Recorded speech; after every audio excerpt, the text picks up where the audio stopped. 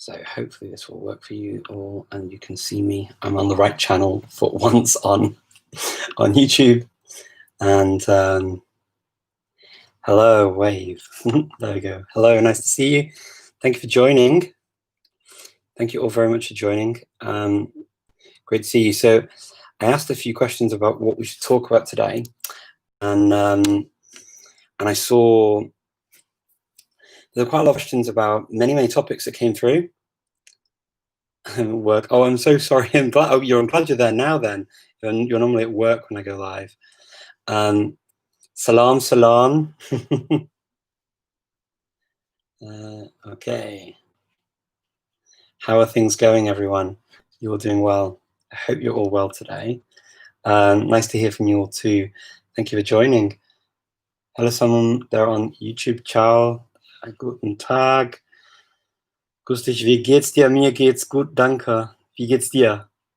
Hola, ¿qué tal? Ni hao. Nice to see you all. Wow, thank you so much for coming. Wow, I feel very honoured to see so many of you joining this live, and it's nice to see you too. Thank you very much. Cuarujo personal, or Cuarullo personal. I'm sorry if I get the pronunciation wrong. I don't know where you're all coming from, so I kind of read it in different ways depending on the language. Salam, salam. Hungarian lessons. Hello, Hungarian lessons. Oh, I need some Hungarian lessons, Zuza. I think Egy-kicsit magyarul beszélek. I need to learn more. Yeah, I'd love to learn more. Is it magyarul beszélni akarok? Is that right? Akarok. I want to speak. I want to speak Hungarian. I hope so. I hope that works. My Hungarian, unfortunately, is woefully lacking. We'll get there at some point, though, I'm sure. Okay.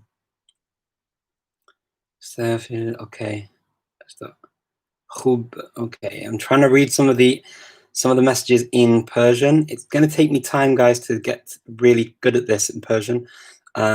It's only been a month, so I'll get there soon, I hope. But thank you for coming, merci. That's really cool that you made it, though, and you are coming to see. Thank you for asking. I'm doing well, thank you. Teresita, hello, Teresita, how are you? Hola, ¿qué tal? ¿Qué tal, Teresita? ¿Estás bien?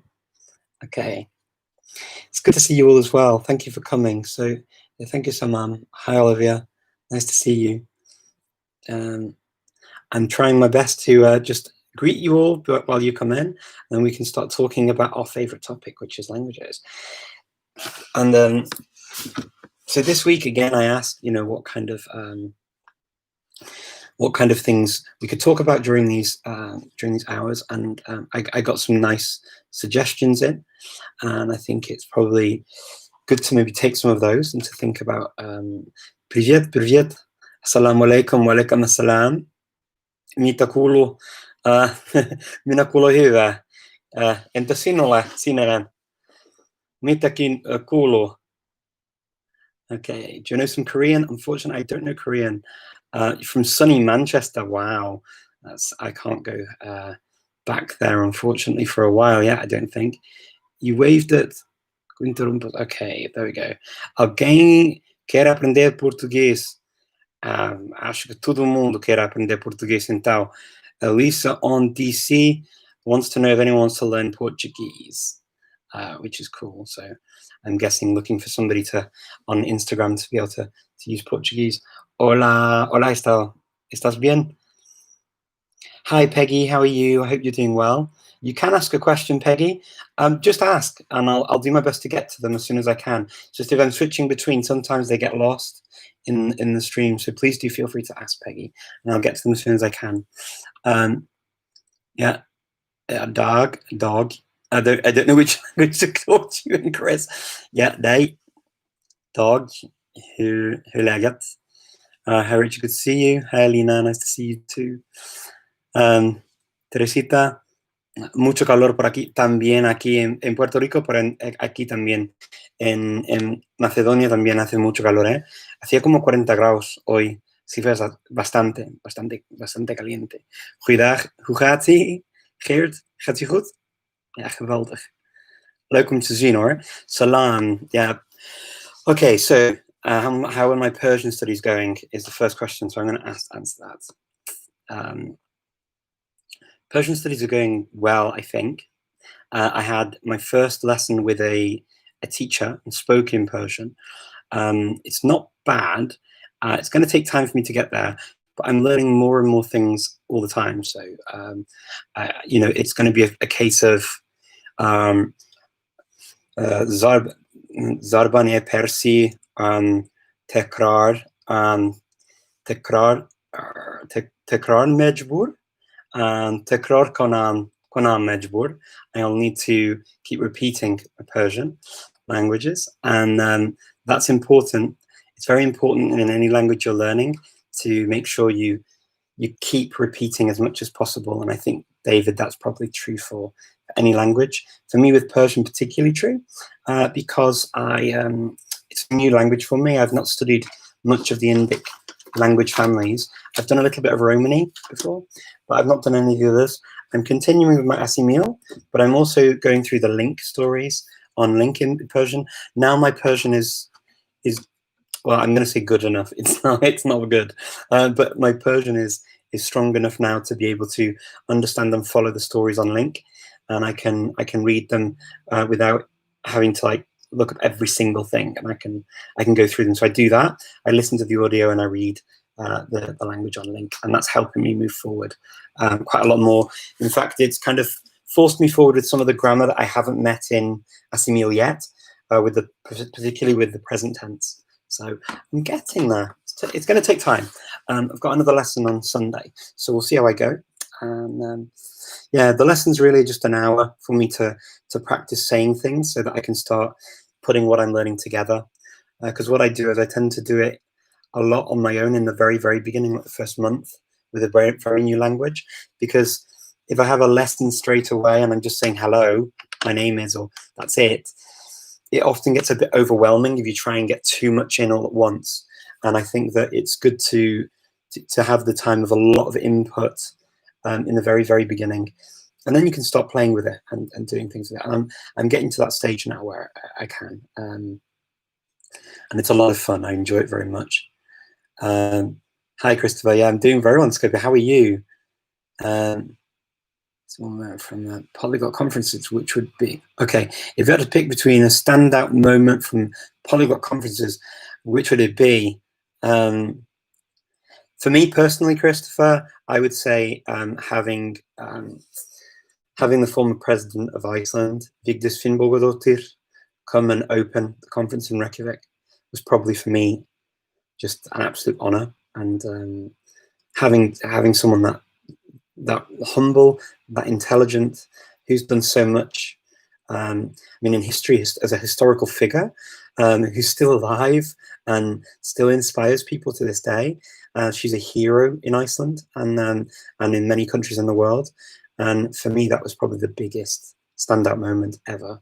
I still can't believe that she came and opened the conference in Iceland. I thought that was absolutely wonderful. Mufat, okay, Bash. Thank you very much, David. I hope that I will leuk antwoord. Ja, dank je, echt geweldig. So let me see if I can answer some more of these questions coming in before I go on to the other thing I was going to talk about, because I see that there are some questions that are coming in. How can an introverted person improve their foreign language spoken skills? Interestingly enough, and I learned this the other day, is that, well, I was talking about this the other day. I don't know if I learned it the other day, but I was speaking about it the other day. Introverted doesn't necessarily mean that you can't speak. I mean, or that you can't have the same. Introvert and extrovert is not always just about the speaking itself. I think that sometimes we do classify introvert and extrovert in that way, but I don't know if it's strictly true that all introverts are quiet and all extroverts are naturally always loud, because there's a lot more that goes into introvert and extrovert people, because as people, we're not just one thing, we're many things. And there are a lot of learnt behaviors, what we're used to doing, how we're used to behaving, and sort of learnt psychological barriers that we put up against ourselves for speaking or not speaking. So if you mean by introverted, if you don't want to speak, which I think many of us mean, I think that really it's depending on whether or not, what do you want to do that? What do you want to do with the language? Do you want to read? If you want to speak, then sometimes, and you don't feel comfortable speaking, sometimes you have to step outside of your comfort zone. But language learning is stepping outside of your comfort zone anyway. So it's not a much bigger leap to step out of 2 comfort zones as it is 1. Because if you think about it, if you're learning a language, you have to learn about topics sometimes you're not naturally interested in. Like, you'll have learned them in your native tongue at school, but maybe, you know, things in science that you're not interested in if you didn't go down the science route, or the other way around if you went down the science route and not the humanities route, so you're not as interested in geography, history, or philosophy, or religion, then maybe to be able to bridge those gaps in knowledge, you have to go into topics that you're not so comfortable in. And I think maybe it's the same thing if you feel shy, or if you feel that your type of introverted sort of way of being affects your ability to sort of to come up and say things. I think though that actually introverted and extroverted, I meet very successful learners in both camps who say that they're both sides of the fence on this, and they often do it with different things in mind. Sometimes, often for reading. Reading is a very good reason to learn languages. Do I shave my head daily? It shines so good. Thank you very much. Yeah, I polish it every day. It's fantastic. Okay. Okay. I can call hyvä. Kiitos. How's your daughter? My daughter's very well, thank you. She's getting ready for her birthday. She's going to be 13 this weekend. So thank you for asking. I appreciate you asking about my daughter. Which language do you suggest? English to learn? After English to learn? After English, depends what you want to learn. So there's no right or wrong choice for languages. It depends what you're interested in. So I'd say go for what you like. If you want to learn languages that are similar, then look at the language families and see if any stand out. German's good, French is good after English because you have a lot of words that are in common. I'm just going to see Peggy has written here. It's written on here with a question. I'm just going to check now what you said here. About structuring my time, Peggy, and go over the history of how you got into languages and what you would do differently. Okay, and okay. Hola, ¿conoces a alguien que sea tutor online de idiomas? Pues hay muchos sitios para esto. Creo que iTalki sería un sitio muy bonito para ver. Hay varias personas y también hay otros sitios así también. Eva, a ver si puedes encontrar algo. ¿Para qué idioma? ¿Para qué? Ага. По-русски хорошо. Изучаться арабский язык, да. Это может быть так, если да, на iTalki у них есть и для русского, и тоже и для арабского, и тоже и для всех языков. Всех нет, но для многих языках. Я думаю, что это без проблем. Вы можете там смотреть на iTalki, если у вас удобно, и там говорить с людьми там. Если там тоже не только преподаватели, тоже там есть как community tutor, называется на английском. Но это как приватный, но тоже может быть и как заменить языки с неким. Это тоже возможно бесплатно. Community teachers — это как преподаватели, но они, я думаю, что они только общаются с людьми потоки. Тоже есть об них некоторые, что знают тоже преподаватели как лекции, как курс языков тоже знают. Okay, do I in the grammatical? Okay, I'm just going to see if I can put some of these things together. Niejaka čeština, no, řekni něco, prosím, něco. Nevím. Dobře, já nevím, co mám říct češtině. protože v češtině, protože vlastně jsem tam bydlil 1 rok asi s českou rodinou, takže nevím, 333 střídných stříhaček střihlo přes 333 střih. Nevím. Your questions, Peggy, I'm going to come back to them now. They're quite long, so I want to come back to them and see if there are any others that I can combine them with.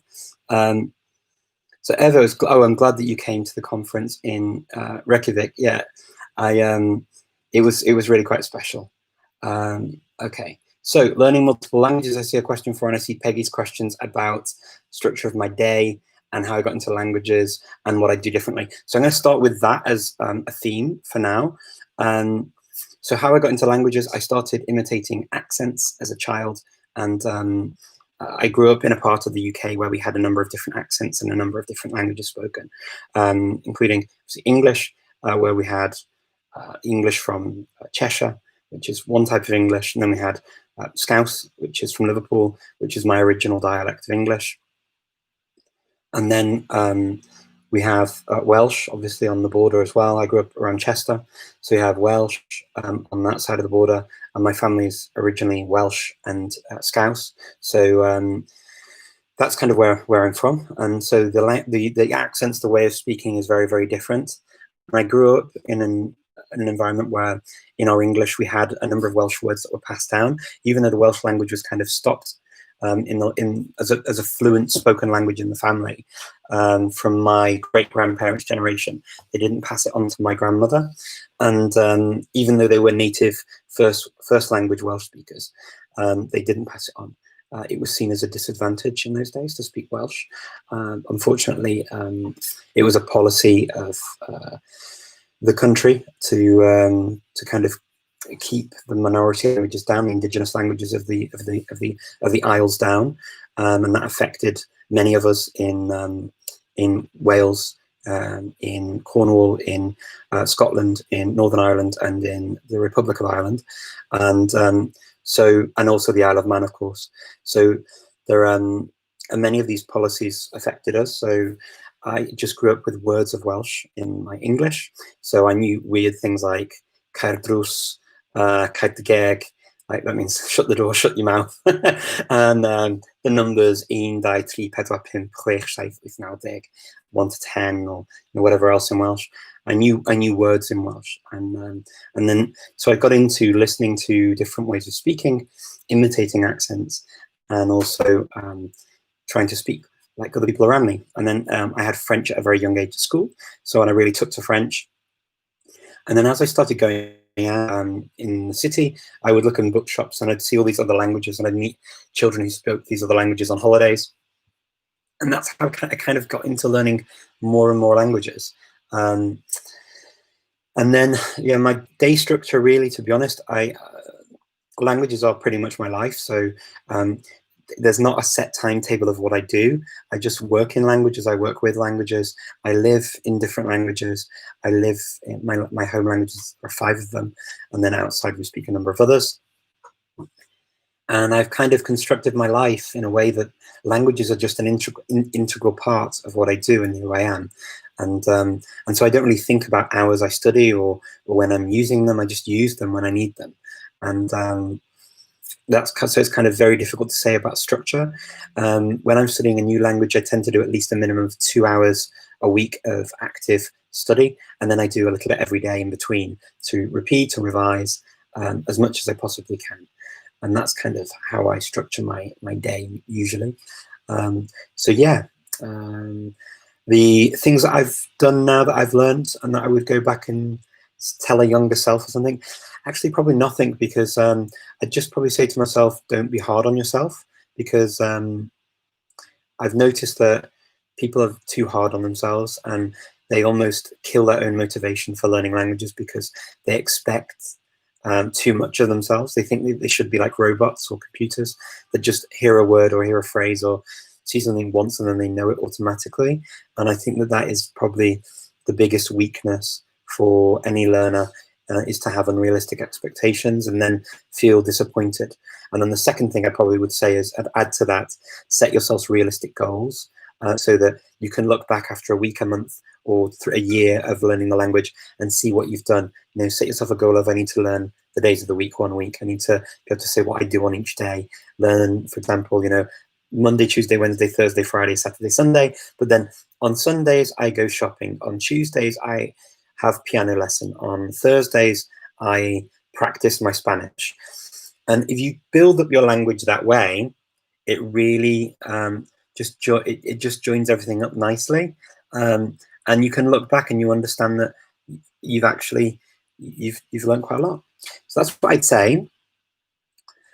Okay, so I've got here, please tell me, as you speak Macedonian, do you understand Bulgarian?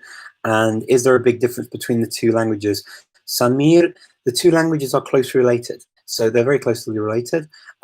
So if I give you an example like this, it's kind of like Swedish and Norwegian, where if you get a Bulgarian and Macedonian together in a room, or they can speak to each other one-on-one, no problem.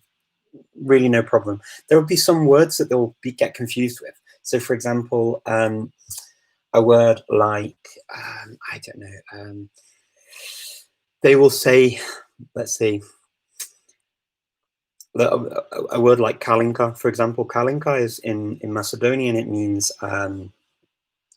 a pomegranate, and in Bulgarian it means a ladybird, or your American, a ladybug.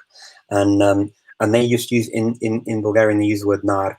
And nar, you can use in Macedonian too, but it's a Turkish word, it's from Turkish. So there are words like that that will confuse people. But if you have, say, a Macedonian who walks into a Bulgarian bar and they're all speaking at a table, laughing and joking in Bulgarian, the Macedonian won't necessarily understand everything automatically, especially if they're not involved in the conversation. They would need to spend time learning and getting used to it, quite a lot of time doing that, to be able to follow it properly and to get the jokes properly and that kind of thing. They wouldn't just understand it automatically, unless they spoke a dialect maybe of Macedonian that's closer to Bulgarian. I'm talking about the two standard languages, of course. And then the same would be true for Bulgarians if they come to Skopje or to the center of Macedonia, of North Macedonia, so like Veles or somewhere like that, and they land in a bar and Macedonians are talking and laughing and joking in Macedonian. A Bulgarian wouldn't get the jokes. They just don't. And I know this from experience because I've been in those situations where I've been with my family in Bulgaria. We've been with a Bulgarian friend, and unless they have specific experience of the Macedonian language, they don't follow the jokes. And that's the same kind of thing that happens in Oslo and in Gothenburg. So someone from Gothenburg goes to Oslo for the day. They can talk to everyone. They can get around. They can do everything they want to do. Not a problem. But Swedes will have a lot of problems understanding the Norwegians play with words more than Swedes. So Norwegians will have a word with two double meanings quite often, and they will make jokes on those things. And a Swede won't necessarily get that because it doesn't have that double meaning in Swedish. And so you see those kinds of things quite often in Norway and Sweden. That's the same, that they don't get each other when they're in that kind of context. And it's the same thing here, really. So yeah, I hope that very long explanation helps you to understand. But the two languages are, I mean, on a general level, are mutually intelligible for most things. Ok. Estábamos de grados Celsius, ¿verdad? Sí, grados Celsius, 40 grados. Entonces, mucho. I find there's a beautiful difference between Iranian, Afghan, and Tajik. I would love to get to the point where I am able to understand the differences between these different languages, the different Persian languages. I'd love to get to that level. Yes, hola, ¿qué tal estamos? Trying to learn German, fantastic. German's a great language. I think that if you go for German, it's a good language to learn. It's been probably the most useful language I've learned in terms of my job, my career, because every job that I've had pretty much has needed me to speak German. I'd love to ask, when are you learning languages? I've been learning languages since I was about 5 years old, Kalia. So it's been a long time. I'm now 43, so it's coming on for 40 years that I've been learning.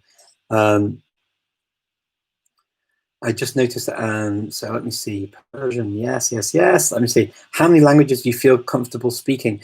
Kalia, difficult to say. It depends on where I am, what I'm doing, and how much I've been using the languages for work or for social reasons. So there's no easy answer to that.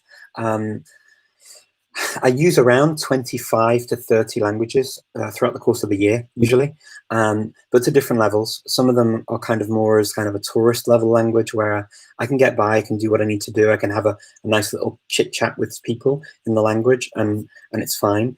But it's difficult to put an exact number on that. I always find it very difficult to say. But yeah, it's and some of the languages I speak, of course, I can refresh and then maybe go and then use it. And I'd say that some languages like for example Czech and Slovak, I studied Slovak once a long time ago, but I've not really kept it up.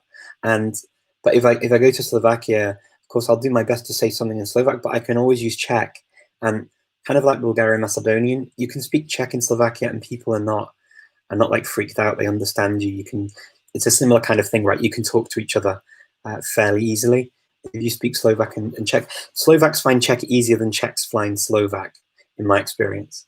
I think it's because they have a lot more TV and books and things that are written in Czech that they still get now after, obviously they separated many years ago now, but yeah, they still get that. Whereas in Czech Republic, you don't tend to get as much stuff in Slovak. If anything, although I believe to this day, if you go to university in Czech Republic and you're from Slovakia, you can write all of your assignments, your theses, you can write them all in Slovak and it's accepted, which is, I think, quite a nice thing. Which is the most used language app after Link? Langbuzz, I don't know if there is. I don't know if Link would be the most used app. I think there are language apps that have a lot more powerful marketing tools behind them because of sort of powerful investment. Link is, for me, quite a serious language app because it really gets into some quite tough stuff, because you can obviously add your own podcasts in and stuff, so you can get quite complicated with Link. Many of the apps, the very popular ones, are great for getting into a language, and so there are a number of those that are around, and they go over a lot of the basic stuff. You can get some more complicated materials in some of them, of course, but I would say, obviously, I think we all know the ones that are you see most on TV or in adverts and things. So there are probably those main ones, and then where Link comes in would be somewhere below those in terms of where you see it and how popular it is within the general public. Within the language learning community, I think Link is pretty popular. Okay, how many languages I tried learning simultaneously? Probably 3 is the max that I've tried simultaneously. Would I say some stuff in Persian? I'll try and do some at the end if I can. I want to get a bit better. I feel like I'm just saying like random words, but I will try. I will do my best, okay? Hi, Nyla. Hi, sweetie. How are you? And so I also know Íslensku. Já, ég tala íslensku. Ég gerði námskeið á Íslandi og núna ég tala ekki íslensku hérna í Makedóníu. Ég tala það svolítið. Ég skil betri en ég tala núna. En ég tala það svolítið núna. Kiom da landoj vi konas? Multaj da landoj.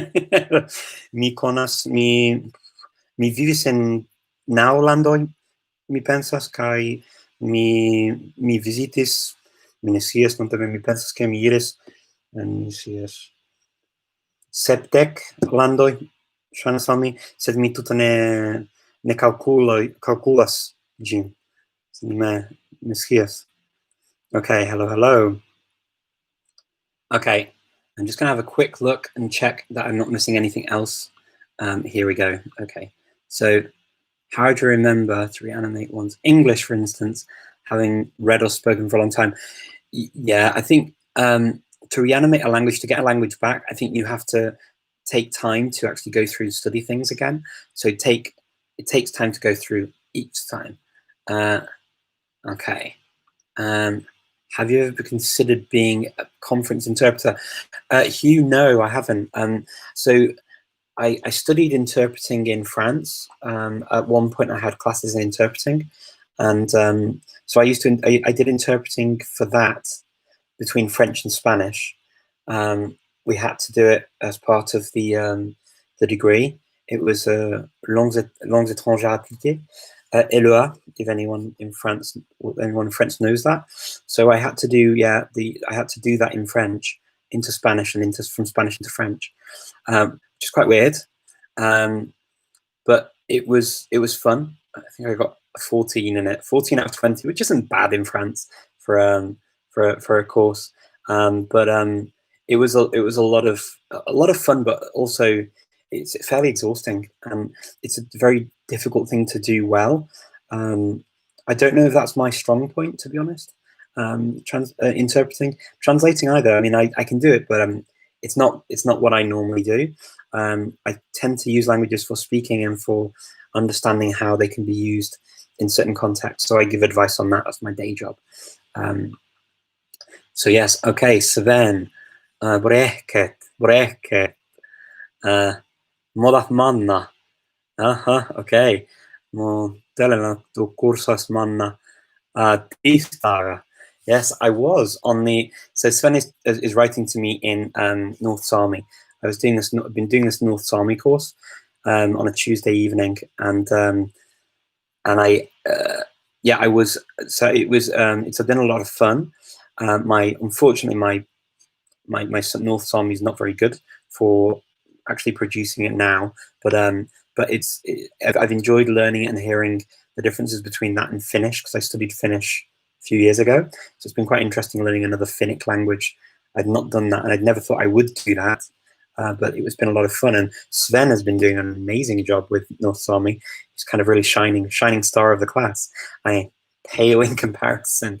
Unfortunately, I'm nowhere near the same.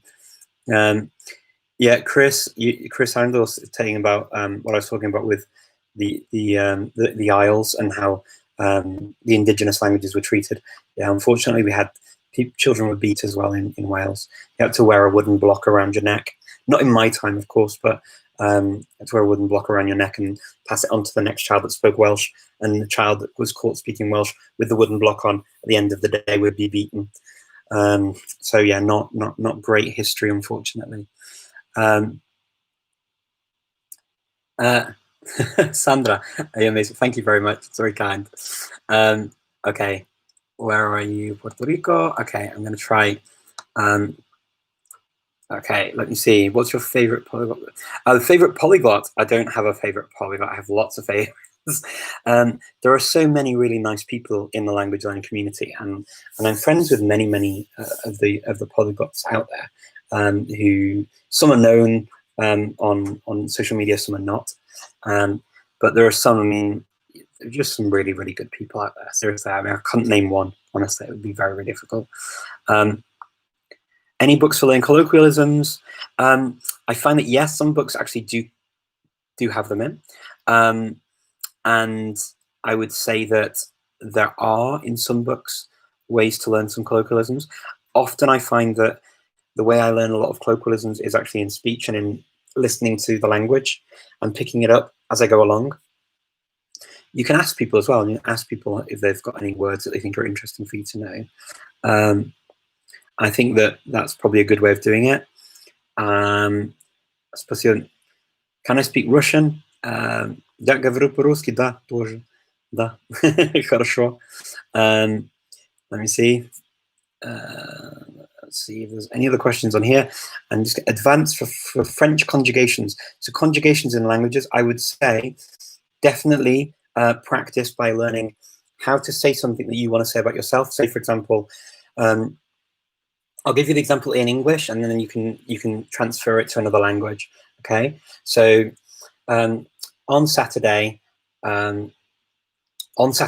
I go to the swimming pool. I swim for 15 minutes, and then I go to the sauna, and then I leave the swimming pool and I go home. Okay. And then what you do then is then try and say that in the past tense. So, last Saturday I went to the swimming pool. I swam for 15 minutes. I went to the sauna, and then I went home. And then talk about it in when I lived in, I don't know, Washington DC. On Saturdays I went to the swimming pool, or I used to go to the swimming pool, and I used to swim for 15 minutes, and then I'd go to the sauna, and then I would go home, or something like that. And then try and do that in French, okay? Because in French you're changing tenses, okay? That's the first thing. Second thing is change the person from I to your brother, your sister, your mother, and then make it my brother and I, my mother and I. Then change it into my friends went to, they. Change the person around, and that's how you practice the conjugations. And do it with teachers, do it with friends. Be inventive with your language. You don't have to tell the truth all the time. You can also just make things up to make a reason to have a reason for saying that. So things that work well for this are giving, as you move forward in the language, when you're giving opinion on, for example, a topic, like people's opinions on. I mean, you can pick something quite topical if you want. You could pick Black Lives Matter. What different people think about it. On the one side, there are people that think this. There are other people that think that. I think this. My mother thinks that. Da, da, da, da, da, da.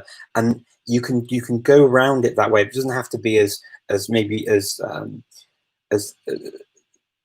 poignant or as touching as a Black Lives Matter conversation. Although I find that sometimes talking about those kinds of things in languages is quite good, because you really have a desire to express your opinion. So if that's important to you, that. If something else is important to you, then that.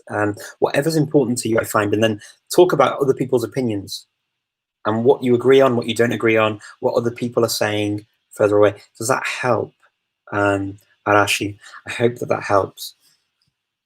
I'm just going to check on here if I've got any more. Would I say that Macedonian and Bulgarian are more distant from each other than Czech and Slovak? No, I wouldn't say that. I would say that there's probably a good correlation. Jack, I don't think that. It's very difficult to quantify how far things are compared to other things. I can make a kind of a general idea. You see, this is the thing that's really interesting with languages and dialects as well, and where people talk about where a language starts and a dialect begins. So in my head, I can say to you that when I learnt when I learnt Bulgarian, it occupies a different part of my brain than Macedonian. It feels like a different language in my brain. It's hard to explain this, but it's kind of, whereas if I speak American English, it doesn't feel like it's occupying a totally different part of my brain. I still have to make an effort to speak it, or to make an effort to speak with like an American, and it feels slightly different, but it's not quite the same. There are some things actually in the grammar that do feel a little bit similar to speaking another language, but not everything. And kind of that for me is the divider, is when you're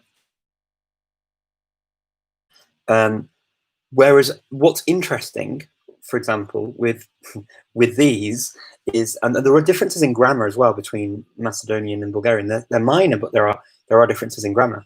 The clitics, for example, you don't have to use the clitics in Bulgarian, and you do in Macedonian.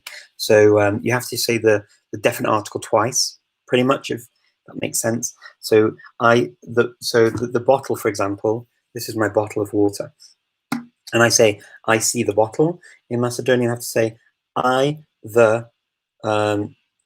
I've got to say it in Macedonian, so I'm thinking of the word order. So sorry.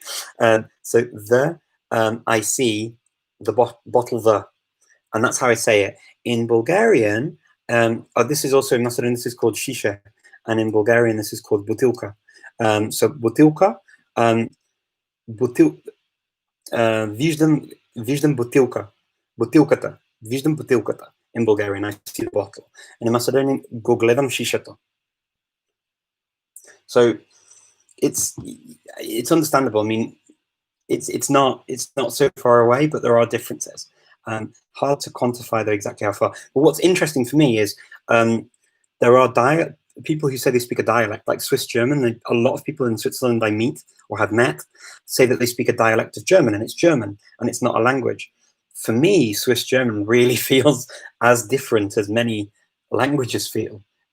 Whenever I hear it or whenever I try and reproduce it, it feels quite different. But you know, I'm a great believer in, if there's a group of, they all agree they speak a language, then they have a right to identify as a language group.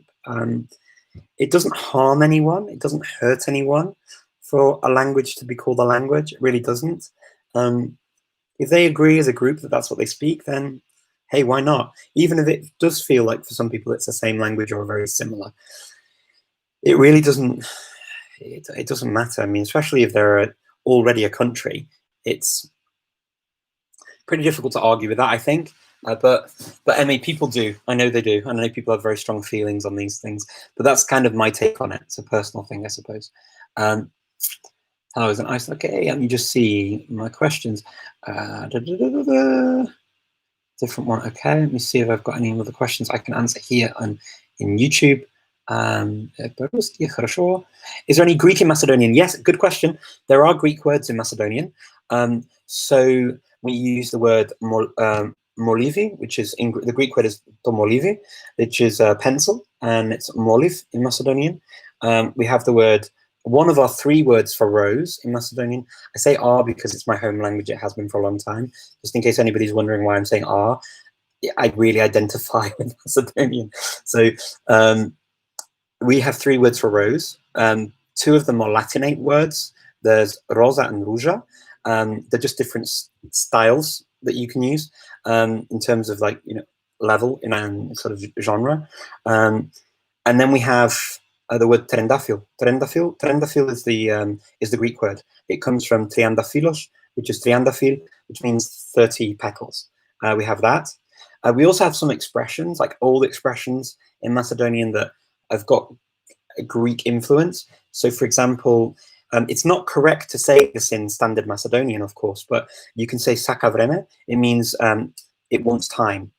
And that means, in Greek, you say thelikero, and that means it takes time. So in Greek, the standard way in Greek of saying it takes time, you'd say thelikero. But in Macedonian, you would normally say treba vreme. It needs time. But you can say some dialects people will say saka vreme. So yeah, there are some influences from Greek. You see it actually in other languages as well in the Balkans. So the Romani languages, for example, they use the first few numbers that they use are actually Greek. Actually, not the first few, the last few. Sorry, I'm going the other way around. So it's Indic. So they have the Indic, and then they get to Shtar Panch, and then they go to, and then I think it's Efta from Efta, Orto, Enya, and then they go back to Indic and go to Dec for 10. So yeah, it's quite interesting. Tanto Lucas como tú, ejemplos que pueden hablar muchos idiomas. Muchas gracias, Javi. No sé, muchas gracias.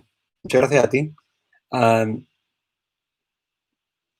Draghi Mesto, okay. Starting the language. Okay, I'm trying to just catch up on all this. Dutch or Swiss German? What do you think is more distant? Hochdeutsch, Dutch or Swiss German? From what, Jack? From English or from German? I mean, even in Dutch, there are many languages or dialects of Dutch as well that are, again, it's so difficult to kind of do this because it's a language continuum. I see it as a language continuum, Jack. And I would say that, like many countries, you can go from the top of the Netherlands in Friesland, and you can go all the way down, follow the Netherlands right the way down, and you come out into maybe Köln in Germany, where they're still speaking Plattdeutsch, and the dialects or the languages spoken in Köln and on the other side of the border in the Netherlands are very similar. So it's not easy to kind of quantify that so much. I've just noticed that my battery is running out on my phone for things. So just excuse me 1 second while I find a cable at the same time. So yeah, I'd say that is one of the issues with trying to quantify languages is where do you draw the line between a language and dialect? Because they are a continuum and they are related.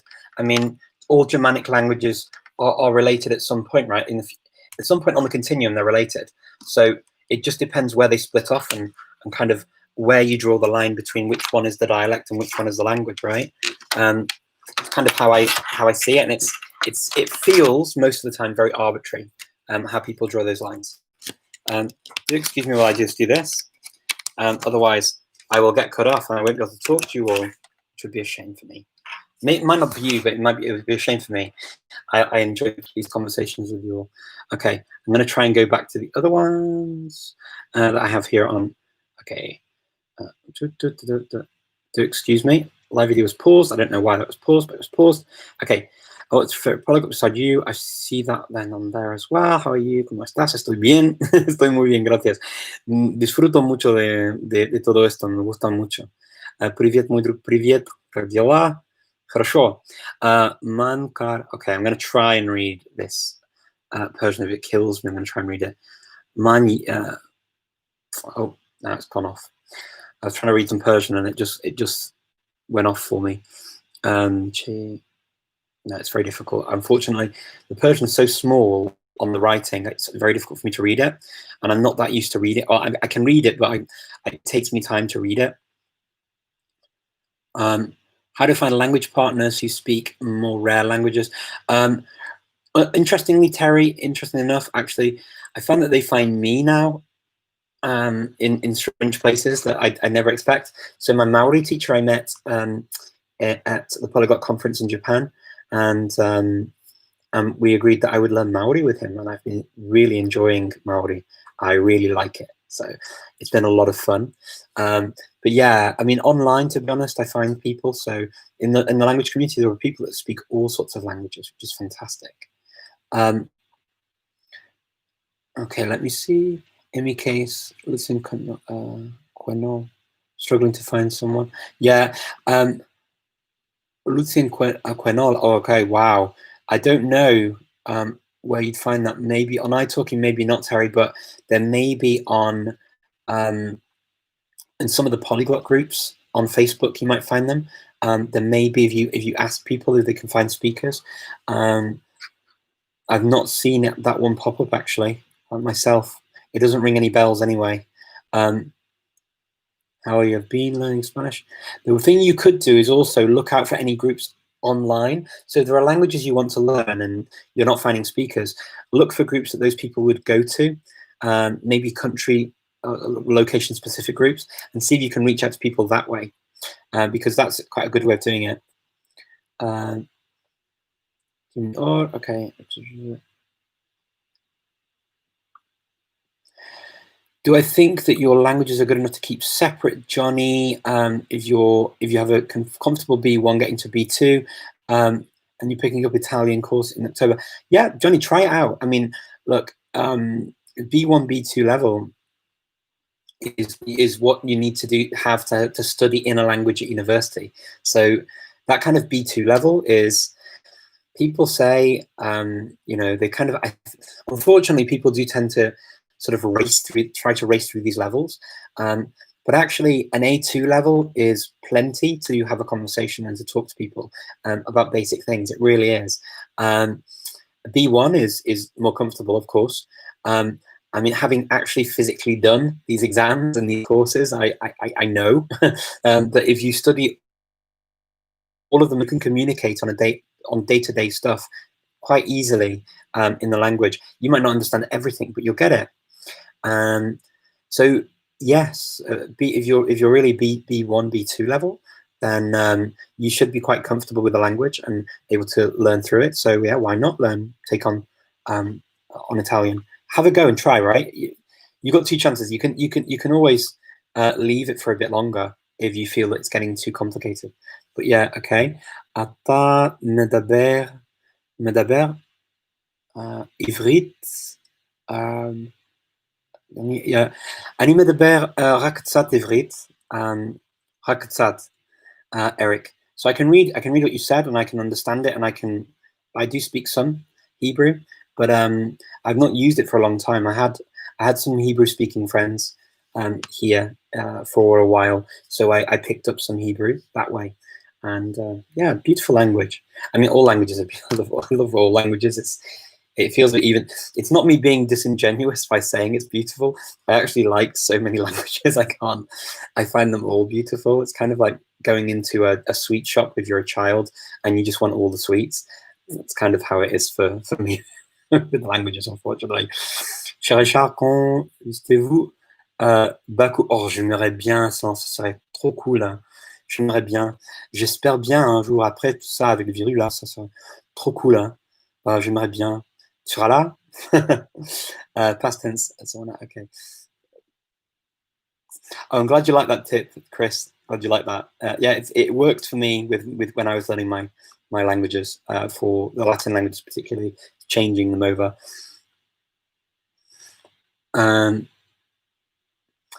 Susanna's Reisky took place. I don't know what Susanna did, Angela. Susanna's a lovely person and is a friend of mine. I've not heard of that though. She hasn't told me about that per se, or if she has, I've got a terrible memory and I've forgotten. But I don't recall this. But there have been studies done about how polyglot brain works, and I mean, there's actually on the Polyglot Conference YouTube channel, we've got some of the research from the CUNY Institute in New York, and Lorraine Obler and Peggy Connor presented some of their findings. So you could check that out if you wanted, Angela, to see if you're interested in that kind of stuff. I love the kind of neuroscience and stuff involved in all this. I find it really fascinating.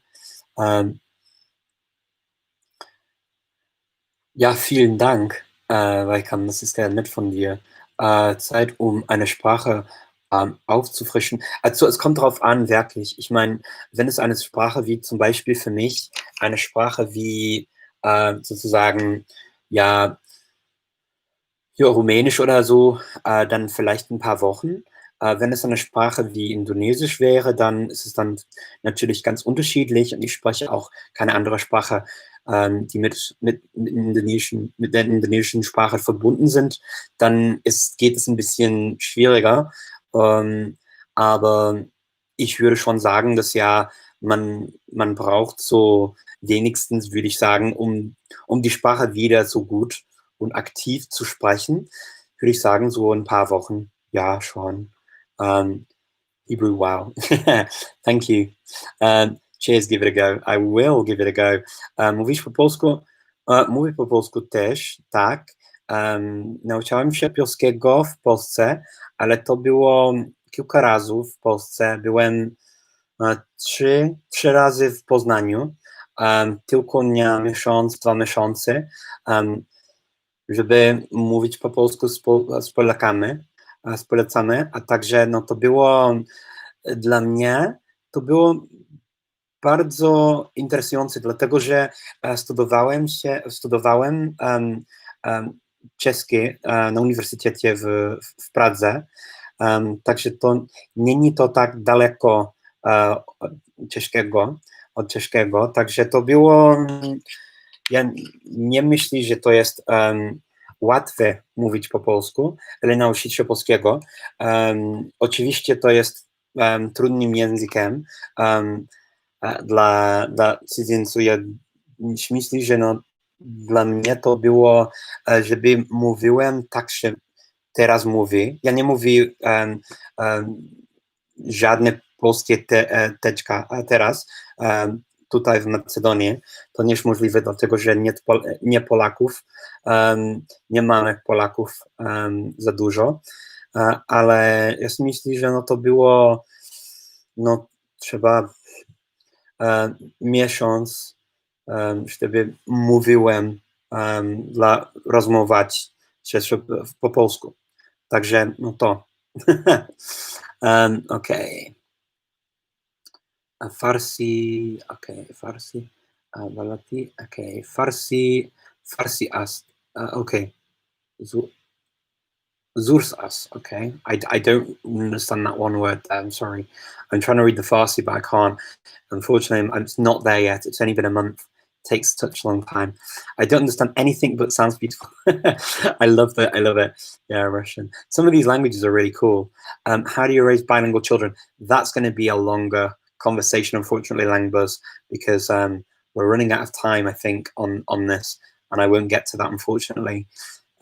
So many, yeah, there are lots and lots of people from Iran here, my great Iranian friends. Zaban Persi دوست دارم. زاروز پرسی زبان پرسی را صحبت میکنم. Ahlan, I think how I can say it. Ahlan, is that right for now? Ahlan, man Persi خوب نیست. Is that any good? Can you understand what I'm saying, at least in Persian? Alguien más de Argentina. Creo que todo el mundo de Argentina, mucha persona de Argentina. A ver, espero que sí. Qué país más maravilloso, ¿no? Más maravilloso. A ver, ¿dónde estamos con las preguntas? Let's see what I am with the questions here. Okay, let's see. David Beckham, Wayne Rooney or David Beckham? Okay, wow. I don't know what that is. Okay, I'm trying to go through all of these questions. I don't know if I'm going to get to the very, very big ones. I've got a lot of messages here on Instagram. I don't think they're all for me. ¿Cuál es su lengua natural? ¿Cuál es su lengua natural? Para mí, Alan, inglés, então eu sou britânico. Where did you learn? Did you start to learn languages? Okay, I think I've already answered that question. I think they're coming in the beginning. If you go back and listen to this in the very beginning, I talk about where I learned things. Yeah, many polyglots will say that they don't compare a number on the languages. It's very difficult. Do you know any Chinese when source of dialect? No, I don't know any other dialects. I've studied Mandarin, and I studied a little bit of Japanese, and then obviously I know some Thai because I have my stepmom was Thai growing up, so I know a little bit of Thai, and then I speak some Indonesian. But they're the only real Asian languages I've really gone into. And then I don't count the kind of Middle Eastern languages because I've done some of them too. I speak Turkish, of course, and some Hebrew, and I've studied some Arabic, and now I'm studying Persian, which is a lot of fun. Okay, let me see if I can find any other questions that I can answer now quickly. Is it a question of intellect on cerebral capacity? I don't believe that it's a question of intellect. I don't think that I'm particularly anything more special than most other people, to be honest. I really don't. I think that anyone can learn languages. It's like almost anything else in life. If you spend time doing something, you end up learning it. It just depends what people value. The thing is with languages is they tend to be quite a showy thing, something that if you speak languages, you can hear that someone speaks languages and it sounds good because you can show off your knowledge quite quickly. Many other sort of subjects you can't. But I'm equally as impressed when I hear people who, for example, I don't know anything about football, and when I hear people who know all of the transfer fees, all of the goals that were scored, and they memorize all of the years and all of the players and all of the managers, and they know everything about not just one league, but they know lots of them. When I hear them speaking to each other, I'm always absolutely astonished how they remember all those facts. So yeah, I think that anything applies to it, and I don't think it's intelligence based necessarily. I think it is a matter of practice. Language learning is overlearning. It's you learn something to the point that it becomes automatic, and that's what language learning is. You have to get a lot of input. You have to practice it a lot if you want to speak it well. And when you do all of those things, you learn the language. Unfortunately, we've got to the end of the session for today. I'm going to come back again next week to talk to you all again. I've enjoyed having you with me. Thank you so much for joining me. Thank you so much for your time, for your patience, for your lovely comments, and for your questions. Without you, it really is absolutely nothing. It doesn't mean anything without you. So thank you all for coming. I really appreciate it. And I look forward to seeing you all again soon. And let me know if you've got any questions or anything that you want me to make as the topic for next week's live. Okay. See you soon, everyone. Bye-bye.